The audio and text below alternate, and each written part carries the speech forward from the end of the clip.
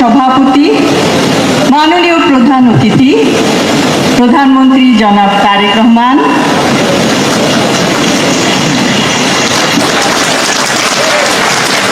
মাননীয় মন্ত্রী জনাব ফখরুল ইসলাম আলমগীর, মাননীয় মন্ত্রী professor doctor AZM Zahid Hossain MP, মাননীয় প্রতিমন্ত্রী doctor MM Muhib MP, doctors association of বাংলাদেশের সম্মানিত সকল সদস্যবৃন্দ, বিশিষ্ট সম্মানিত চিকিৎসকগণ এবং বাংলাদেশের 64টি জেলার 503টি উপজেলার 4,599টি ইউনিয়নের 90,049টি গ্রামের ছড়িয়ে ছিটিয়ে থাকা বিভিন্ন স্থানে আমাদের চিকিৎসক ভাই ও বোনেরা, সম্মানিত সুধী, আসসালামু আলাইকুম। প্রথমেই শ্রদ্ধা ভরে স্মরণ করছি শহীদ রাষ্ট্রপতি জিয়াউর রহমান ও দেশনেত্রী বেগম খালেদা জিয়াকে। ডক্টরস অ্যাসোসিয়েশন অব বাংলাদেশের ৩৭তম প্রতিষ্ঠা বার্ষিকী উপলক্ষে ডক্টরস অ্যাসোসিয়েশন অব বাংলাদেশের সকল সদস্য, দেশের চিকিৎসক সমাজ ও শুভাকাঙ্ক্ষীদের জানাই আন্তরিক ধন্যবাদ ও মোবারকবাদ। আমি বিশ্বাস করি ডক্টরস অ্যাসোসিয়েশন অব বাংলাদেশ ড্যাব বাংলাদেশের চিকিৎসক সমাজে মানবিকতার ও পেশাগত উৎকর্ষতার একটি উজ্জ্বল দৃষ্টান্ত। আমি বিশ্বাস করি ড্যাব তার ঐতিহ্য, পেশাগত সক্ষমতা ও মানবিক অঙ্গীকার ধারণ করে ভবিষ্যতেও চিকিৎসকদের কল্যাণ, স্বাস্থ্যসেবার মানোন্নয়ন এবং মানুষের পাশে দাঁড়ানোর ক্ষেত্রে গুরুত্বপূর্ণ ভূমিকা পালন করবে। আজ ড্যাবের ৩৭তম প্রতিষ্ঠা বার্ষিকীর এই অনুষ্ঠানে আমাকে আমন্ত্রণ জানানোর জন্য আমি ড্যাবের প্রতিটি সদস্যকে জানাই আন্তরিক ধন্যবাদ। প্রতিষ্ঠা বার্ষিকীর বিভিন্ন কর্মসূচির সার্বিক সাফল্য কামনা করছি। সকলকে ধন্যবাদ। আল্লাহ হাফেজ। আর নেতা বাংলাদেশের মানবিক নেতা আর বড় ভাই শাহজাহান চৌধুরী জামাতের এমপি ওবা এটা জামাতের এমপি বলে কি মানে প্রধানমন্ত্রী নয় না, ত্রাণ সামগ্রী নদেন না। আসসালামু আলাইকুম রহমতুল্লাহ। মাননীয় প্রধানমন্ত্রী সাথে বাংলাদেশের অর্থমন্ত্রী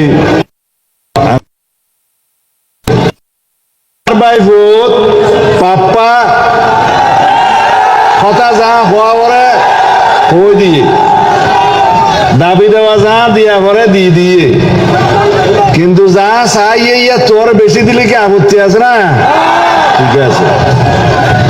আর মাননীয় সংসদ সদস্য সকল কেউ বক্তৃতা দিন না ভারতে গুসা নই, কারণ মাননীয় প্রধানমন্ত্রী তো আর বহু জায়গা যা করিব প্রোগ্রাম আছে। আইও কথা নহইতেও চাইলাম তুমি হতে তুমি সিটাঙ্গে মানুষ দিও নহইলে তুই তারা গুসু একথা লাই এডে পর্যটন স্পট খোয়াকা পারে পর্যটন স্পটও গিয়ে দিল না। লবণের ন্যায্য মূল্য পাওয়া শুরু করছে ইনশাআল্লাহ। মাননীয় প্রধানমন্ত্রী অচিরেই ঘোষণা করিব ন্যূনতম দাম চাষি হলো 70 পাইব, আন্দাজ করি তেজ্য বাংলা। আচ্ছা, বাদ বাকি বেরিবাদর মন্ত্রী সহ বেগ কোনরে এটা বাসখালি আইরে পরিমাপ করি বললে ইঞ্জিনিয়ার আই বললে আর দিন আজিয়া মাফ করন, সময় নাই। বাঁশখালীর উন্নয়ন যা যা করা পরে মাননীয় প্রধানমন্ত্রী করব। লোয়াগারাও তো সাতকান্যার আর বড় ভাই শাহজাহান চৌধুরী জামাতের এমপি এডো কিছু ত্রাণ সামগ্রী দিয়া যাইব। আনলে হবে তো বাঁশখালী দিও বা আনা মানুষ না দিয়া যাইব। এটা বাঁশখালীর এমপি সাহেব আইসে এখন আর কোনো ভেদাভেদ নকরি ওবা এটা জামাতত এমপি বলে কি মানে প্রধানমন্ত্রী নয় না, ত্রাণ সামগ্রী নদেন না। আর নেতা বাংলাদেশের মানবিক নেতা, গরিবের নেতা, এদেশের উন্নয়নের নেতা। ইনশাআল্লাহ হনা বৈষম্য নইব। খোদা হাফেজ। আই আহ্বান করি মাননীয় অর্থমন্ত্রী জনাব আমির খসরু মাহমুদ চৌধুরী আইয়ের 2 কথা হন। সালাম আলাইকুম। আইজন না টাইম নাই তো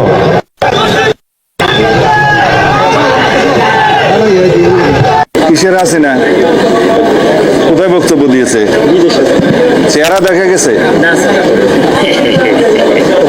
ওই সময় মাঝে মধ্যে আওয়াজ টাওয়াজ দিয়ে থাকে এগুলা তারা চেষ্টা করছে বাংলাদেশে কোনো অস্থিরতা সৃষ্টি করা যায় কিনা এগুলা বাংলাদেশের মানুষ কখনো গ্রহণ করবে না যারা গণহত্যা এবং মানবতা বিরোধী অপরাধের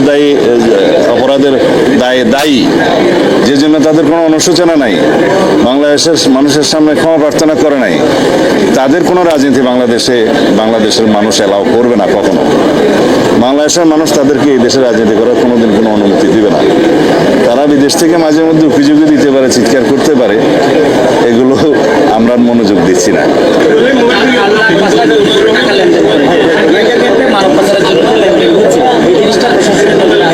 কালকে আমরা এই বিষয়ে সিদ্ধান্ত নিয়েছি ওখানে সেনাবাহিনীর পক্ষ থেকে ক্যাম্প স্থাপন করা হবে যাতে এই সমস্ত অপহরণ ইত্যাদি এই সমস্ত অপরাধ যেন দমন করা যায় উনি জিইসি সাহেব পরীক্ষা করে দেখবেন আমরা তাকে অনুরোধ করেছি এবং সরকারি পর্যায়ে সেনাবাহিনীকে আমরা অনুরোধ করব সেই সমস্ত জায়গায় ক্যাম্প স্থাপন করলে এই যে অপহরণের মতো ঘৃণিত অপরাধগুলো দমন করা যাবে বা হ্রাস করা যাবে ধন্যবাদ হাসিনার বক্তব্যে নেতা ডাক দেবে এবার রাজপথ গরম করা হবে শুধু না ক্ষমতা সিদ্ধের ক্ষমতার পাটাতন তছনছ করে দেওয়া হবে ইনশাআল্লাহ নেতা ডাক দেবে কায়কাবাদের মতো কে ওই শোনালো বলে আজানের ধ্বনি মর্মে মর্মে সেই সুর বাজিল কি সুমধুর আকুল হইল প্রাণ নাচিল ধমনী কি মধুর সেই আজানের ধ্বনি এই জীবনের শেষ প্রান্তে এসে যে অভিজ্ঞতা সঞ্চয় করেছি তার ঝুলিটা একেবারে হালকা না 24 সালের আজকের এই দিনে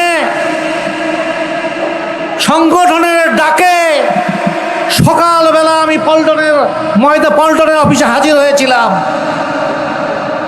সেদিন মিটিং চলছে প্রধানমন্ত্রীর দপ্তরে আমরা 4 জন ছেলে একটা মিছিল শুরু করলাম কারফিউ ভাঙার জন্য এবং মিছিলটা যারা দেখছে তারা বলছে বাবারে সরে যাও তোমাদের গুলি করে ফেলবে এবং মিছিলে যাওয়ার আগে আমি জাকবার যে সঙ্গী সাথীরা আমার সাথে ছিল আমি বললাম তোমাদের মনে যদি ডাক দেয় যে আমি শহীদ হয়ে যেতে পারবো তাহলে আসো আর নাহলে তোমরা থাকো কারণ পরবর্তীতে আমরা মরে গেলেও তোমাদের মিছিল করতে হবে 4 জন মিলে হাজির হয়ে গেলাম মিছিলে এবং স্লোগান দিতে দিতে প্রেস ক্লাব চত্বর মাতম করে ফেললাম 4টা মানুষ গগন বিদারী স্লোগান আর সেদিন শেখ হাসিনার ভাইয়ের শেখ কামালের 75তম জন্মবার্ষিকী ছিল কি খানা দানা পিনার আয়োজন করা হয়েছে আল্লাহর মায়ের দুনিয়ার বাইর পাপ তার বাপকেও ছাড়ে না শেখ হাসিনা 1 লোকমা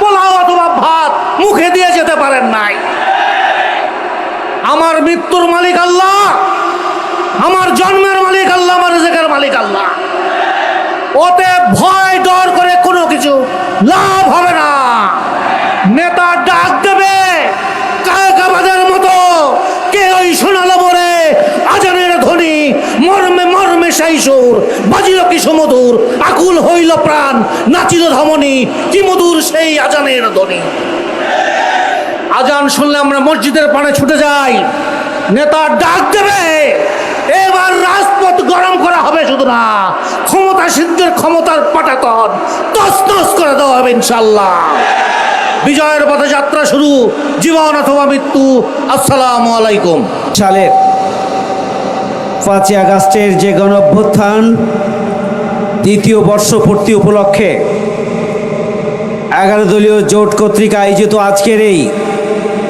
গণজামায়াতের সংগ্রামী সভাপতি উপস্থিত থাকবেন সংগ্রামী প্রধান অতিথি বিরোধী দলীয় সংগ্রামী নেতা বাংলাদেশ জামায়াত ইসলামীর আমিরে জামাত এদেশের 18 কোটি মানুষের হৃদয়ের স্পন্দন ডাক্তার শফিকুর রহমান সংগ্রামী জাতীয় নেতৃবৃন্দ সাংবাদিক বন্ধুগণ সমবেত দেশবাসী আসসালামু আলাইকুম ওয়া রাহমাতুল্লাহ আজকের এই ঐতিহাসিক দিনে আমরা জুলাইয়ের শহীদ এবং জুলাই যোদ্ধা যারা আহত হয়েছিলেন, পঙ্গুত্ব বরণ করেছিলেন, তাদেরকে শ্রদ্ধার সাথে স্মরণ করছি। 2 বছর অতিক্রম হতে চলেছে, এখনো পর্যন্ত গণহত্যাকারী খুনিদের বিচারের জন্য কার্যকর তেমন কোনো অগ্রগতি নেই। এটি হচ্ছে সবচেয়ে গুরুত্বপূর্ণ বিষয়। স্বাভাবিকভাবে প্রশ্ন আসছে, বিএনপিকে আওয়ামী লীগের সাথে গোপনে আতাত করে বাংলাদেশকে আবারও প্রতিবেশী রাষ্ট্রের কোন রাজ্যে পরিণত করার কোন চক্রান্ত করছেন কিনা, স্বাভাবিকভাবে এই প্রশ্ন চলে আসে আমাদের সামনে। সংগ্রামী ভাই বন্ধুগণ, বহু আকাঙ্ক্ষিত জাতীয় নির্বাচন, এই নির্বাচনের ফলাফল ইঞ্জিনিয়ারিং করা হয়েছে, দেশের জনগণের কাছে তা পরিষ্কার। এরপরও বিরোধী দলের পক্ষ থেকে নির্বাচনকে মেনে নেওয়া হয়েছে গণতান্ত্রিক অভিযাত্রাকে এগিয়ে নেওয়ার জন্য, দেশের স্থিতিশীলতার জন্য, জনগণের অধিকার প্রতিষ্ঠার জন্য। আর রাজনৈতিক দলগুলোর যে কমিটমেন্ট ছিল সেটি বাস্তবায়নের মাধ্যমে জুলাইয়ের গণভোটের গণরায় বাস্তবায়ন করে বাংলাদেশকে দুর্নীতি, সন্ত্রাস, চাঁদাবাজ, টেন্ডারবাজ মুক্ত মানবিক বসবাসযোগ্য এক নিরাপদ বাংলাদেশে পরিণত করার জন্যই বিরোধী দল সংসদে অংশগ্রহণ করেছিল। কিন্তু দুর্ভাগ্যজনক হলো সত্য, বিএনপি 70% মানুষের গণরায়কে পদদলিত করেছে। তার চরম মূল্য বিএনপিকে দিতে হবে, আজ হোক কাল হোক। কোথায় আছেন আপনারা? আওয়ামী লীগ গণবিরোধী ভূমিকা পালন করার কারণে রাষ্ট্র শক্তিকে কাজে লাগিয়েছিল, বিদেশি প্রভুদের সাহস নিয়ে, শক্তি নিয়ে তারা বাংলাদেশকে বেআইনিভাবে শাসন করেছিল। বিএনপি আমরা জানি, আপনারা চাইলেও প্রভু ভক্ত হতে পারবেন না, আওয়ামী লীগের চাইতে বেশি দালালি করতে পারবেন না, আমরা জানি।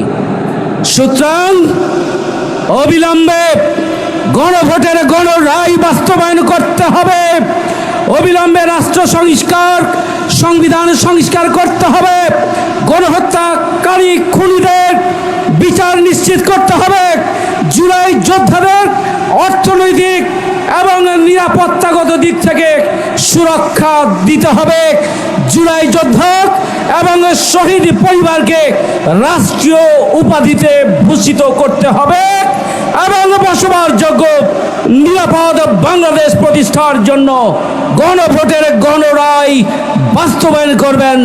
আর না হলে সেদিন বেশি দূরে নয়, আবারও প্রয়োজন হলে আরেকটি জুলাইয়ের আহ্বান এদেশের জনগণ দেবে ইনশাল্লাহ। সবাইকে ধন্যবাদ। আল্লাহ হাফিজ। আসসালামু আলাইকুম। ঢাকা শহরের জনতা, আমরা ইতিমধ্যে যে বিষয়টা পরিষ্কার হয়েছি, আজকে এই দ্বিতীয় বার্ষিকীতে